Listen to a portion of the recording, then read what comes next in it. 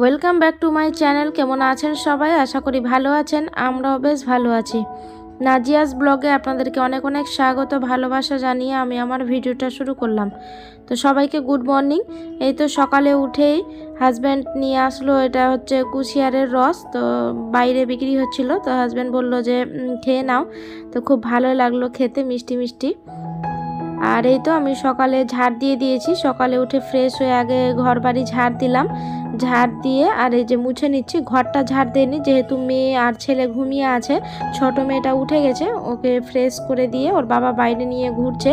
আর এদিকে আমি ভাবলাম যে ঝাড়টা দিয়ে দিই, তারপর চা বসাবো। তো ঝাড় দিয়ে এই যে মুছে নিচ্ছি, ঝাড় দেওয়া হয়ে গেছে আমার কমপ্লিট। তো এবার মুছে নিচ্ছি। আজকে সন্ধ্যাবেলা খেজুর গুড় দিয়ে সুজির পিঠে রান্না করব, তো সেটাও আপনাদের সাথে শেয়ার করব। তো আপনারা ভিডিওটা স্কিপ করবেন না, পুরো ভিডিও দেখবেন, আশা করি আপনাদের ভালো লাগবে।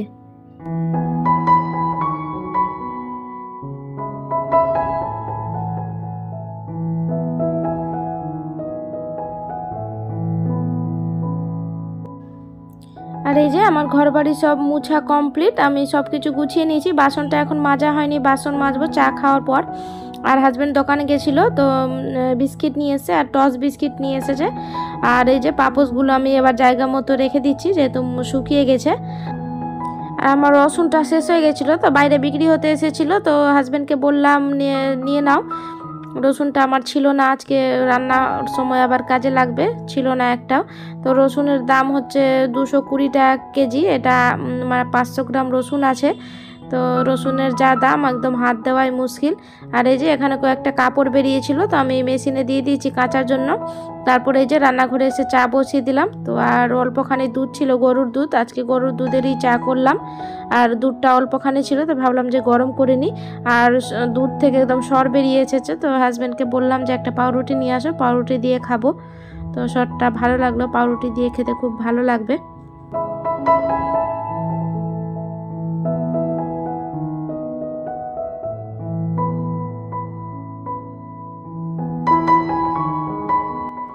আর এই তো চা হয়ে গেছে কমপ্লিট। এবার চাটা এবার ঢেলে নেব আমি মগের মধ্যে, ঢেলে ডাইনিংয়ে নিয়ে যাব, সবাই মিলে খেয়ে নেব। আর মেয়ে তো উঠে গেছে, মেয়েকে ব্রাশ করতে দিয়েছি।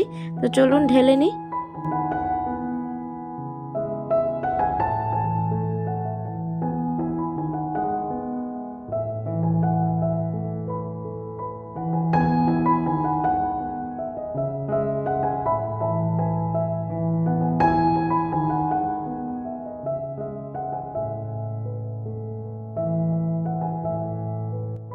আরে তো চা ঢেলে নিয়ে ডাইনিংয়ে বসে পড়েছি। এখানে বাবাও খাচ্ছে, ছেলে এখনো উঠিনি।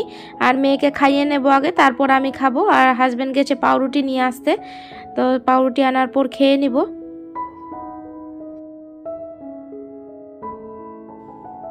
এই তো চা খাওয়া কমপ্লিট, এখানে বসেই আছি, চা খেয়ে আর উঠার ইচ্ছা করছে না, এত ঠান্ডা পড়েছে। তো আমাদের গেটে মানে রোদ এসেছে, তো ওখানে বসে আছে বাবা আর মেয়ে দুটো খেলা করছে। তারপরে যে রান্না বান্না শুরু করে দিলাম। এখানে রান্নাঘরে এসে আমি বাসন কটা ছিল, বাসন মেজে নিলাম। বাসন মেজে ওই যে জল ঝরতে দিয়েছি ওই র্যাকটাতে। আর এখানে ভাত বসিয়ে দিয়েছি, চালটাও ধুয়ে এখানে রেখে দিলাম। আর আজকে সকালে মানে সবজি কিছু ছিল না, তো মাছওয়ালা যাচ্ছিল, তো এখানে মাছ নিলাম। এখানে 1 কেজি 200 গ্রামের মতো মাছ আছে, তো মাছটা আবার ধুতে হবে। আর এই যে জল বসিয়ে দিয়েছি ভাতের জন্য। আর এখানে দুটো মেয়ের জন্য স্যারেলাক্স করলাম। এখন বাজে প্রায় 11:30টার মতো। তো মেয়েকে খাইয়ে নেব। এটা হচ্ছে মেয়েটার স্যারেলাক্স, আর ওটা সেরিগ্রো বড় মেয়েটার জন্য, ওকেও খাইয়ে দিচ্ছি অল্পখানি। 1 প্যাকেট শুধু বিস্কিট খেয়েছে। আর এই যে দেখুন মাছের জন্য আমি এখানে মশলা ভিজিয়ে রাখলাম, সর্ষে বাটা, আদা, রসুন, পেঁয়াজ জলে ভিজিয়ে রেখেছি। আর মেয়েটাকে খাইয়ে এসে তারপর আমি মানে মাছটা ধুবো, তো মাছটা এই সিঙ্কে রেখে দিলাম। তো চলুন মেয়েটাকে খাইয়ে নিই, তারপর আপনাদের সাথে আবার কথা বলবো।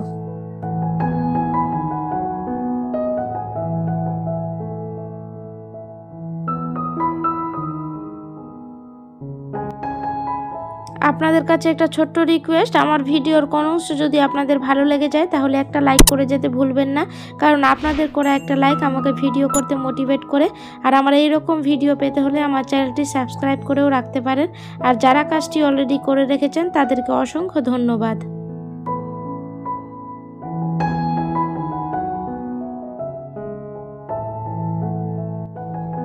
আমি বিছানাপত্র গুছিয়ে নিয়েছি পরিষ্কার করে, আর এই রুমটা ঝাড় দেইনি, তো এই রুমটা ঝাড় দেবো পরে। আগে তো সকালে আপনাদের দেখালাম যে ডাইনিংটা ঝাড় দিয়ে মুছেছি। এই রুমটাতে ছেলে আর মেয়ে ঘুমিয়েছিল, ওই জন্য গুছাতে পারিনি। আর এই ছোটো মেয়েটাকে দেখুন টুপি খুলছে কত সুন্দর করে, দেখুন।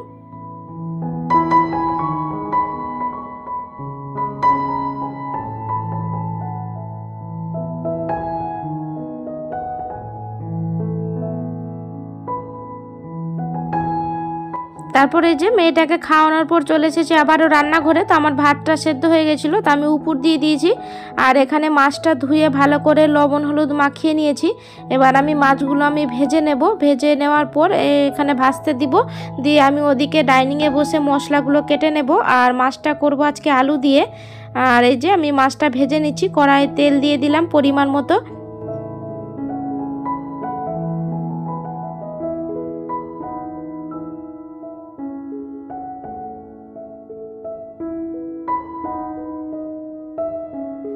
তেলটা গরম হয়ে গেছে, তো এক এক করে মাছগুলো ছেড়ে দেবো তেলের মধ্যে, লাল লাল করে ভেজে নেবো। এটা হচ্ছে রুই মাছ। তো রুই মাছ আজকে আলু দিয়ে রান্না করব, সর্ষে বাটা দিয়ে। বাবা তো আগে ব্লগে বলেছি যে ও সর্ষে বাটা দিলে মাছ খাবে না বলেছে। তো এই যে সর্ষে বাটা দিয়ে আলু দিয়ে মাছটা রান্না করব।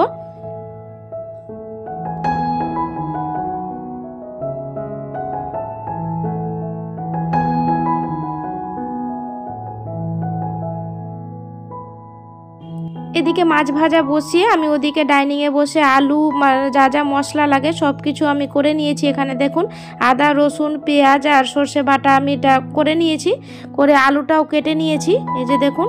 তো এবার শুধু ঝটপট রান্না করে নেব। ওদিকে ছোটো মেয়েটাকে আবার ঘুম পাড়াতে হবে, ওকে খাইয়ে দিয়েছি স্যারেলাক্স, আপনাদেরকে দেখালাম।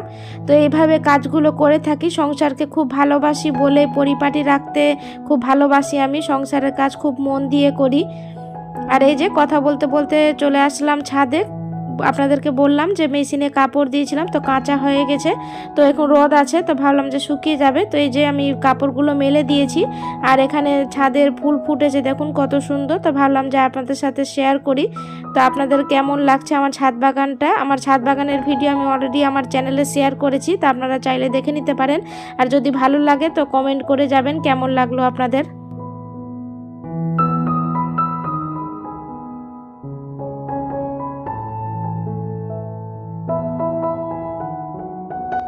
আর এই তো ছাদে কাপড় মেলে দিয়ে চলে এসেছি আবারও রান্নাঘরে। তো গ্যাসের ফ্লেমটা কম করেই গেছিলাম আমি। আর একটা শুধু মাছের মাথা আছে ভাজার জন্য, সবগুলো মাছ ভাজা কমপ্লিট। তো এবার শুধু রান্না করে নেব। এই যে এখানে যে মাছ ভাজার তেল বেঁচেছিল তারই মধ্যে আমি আলু দিয়ে দিলাম। আলু দিয়ে অল্পখানি লবণ আর হলুদ দিয়ে আলুটাকে ভেজে নিচ্ছি। ভেজে এর মধ্যে মশলা দেব, যেটা আমি মশলা গ্রাইন্ড করে রেখেছি। আর এই যে মেয়েকে দেখুন এখানে ঘুমানোর জন্য কান্না করছে, তো ওকে আবার ঘুম পাড়াবো। তো ভাবলাম যে মশলাটা আমি ভাজা ভাজা করে জল দিয়ে মাছ দিয়ে তারপর ওকে ঘুম পাড়াবো। এই যে আমি আলু ভাজা কমপ্লিট, আমি আলুতে মশলা দিয়ে দিয়েছি। আর এদিকে পাশে ইন্ডাকশানে গরম জল বসিয়েছি, তরকারিতে গরম জল দেব। আমি সাধারণত তরকারিতে গরম জল দিয়ে থাকি। আপনারা দেখবেন তরকারিতে, যে কোনো তরকারিতে যদি গরম জল দিবেন তার স্বাদ দ্বিগুণ হয়ে যায়, এটা আমি মনে করি। তারপরে যে দেখুন আলুটা আমার এর মধ্যে মশলার সাথে ভালো করে মিশিয়ে নিচ্ছি। এটাকে এবার ভালো করে কষিয়ে নিতে হবে, কষিয়ে তারপর জল দেব।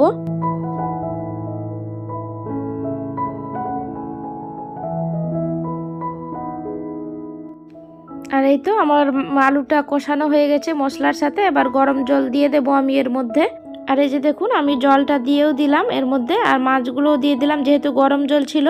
তো আবার তাড়াহুড়োর মধ্যে আছি, মেয়েটাকে ঘুম পাড়াবো। তো 3 পিস মতো পেটি মাছের পেটি রেখেছি 3 ভাই বোনের জন্য। ছেলেও বলল যে পেটি খাবে আর তরকারির একটা খাবে। তো এই যে আমি এটা কমিয়ে এবার চলে যাব মেয়েটাকে ঘুম পাড়াতে।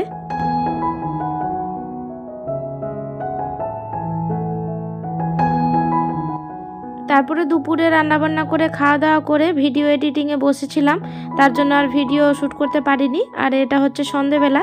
তো আজকে পিঠে রান্না করছি। তো এটা হচ্ছে গুড়ের পিঠে, খেজুর গুড় ছিল আমাদের। আপনাদেরকে আগের ব্লগে হয়তো দেখিয়েছি যে আমি আর আমার ননদ নিয়েছিলাম খেজুর গুড়। তো সেটা দিয়ে আজকে সুজির পিঠে রান্না করছি। এগুলো পিঠে আমার যা রান্না করেছিল আজকে, তো আমার মেয়েকে দিতে এসেছিল। তো ছেলে খেয়ে বলল যে করো তুমি, আমারও খেতে ইচ্ছা করছে। তো ভাবলাম যে গুড় আছে ফ্রিজে রাখা, তো করা যাক। তো এটা হচ্ছে সুজির পিঠে। তো হাজব্যান্ড 4 প্যাকেট সুজি নিয়ে আসলো। আমি তো পিঠে এর আগে কোনোদিন রান্না করিনি, তো আমার যাকে বললাম যে আমি ব্যাটারটা করতে পারবো না, তো আমাকে শিখিয়ে দিল। যা যা লাগে সব কিছু দিয়ে আমাকে করতে বললো। তো আমি সব কিছু করেও নিয়েছি। তো এই যে তেলের মধ্যে মানে পিঠেগুলো আমি ভেজে নিচ্ছি, তো খুব সুন্দর হচ্ছিল আর খেতেও খুব সুন্দর হয়েছিল। শীতকালে এরকম তেলে ভাজা পিঠে পুলি সব কিছু খেতে ভালো লাগে। তো আপনারা কে কে পিঠে পছন্দ করেন আমাকে কমেন্টে অবশ্যই জানাবেন। তারপর সবগুলো পিঠে রান্না করে নিয়েছি। তো এখানে রান্নাঘরে চা বসিয়ে দিলাম, তো 1 কাপ চা খাবো। তো চলুন আজকের মতো এইটুকুই, দেখা হবে নতুন এক ব্লগের সাথে। ততক্ষণের জন্য সবাই ভালো থাকবেন, সুস্থ থাকবেন, বাই।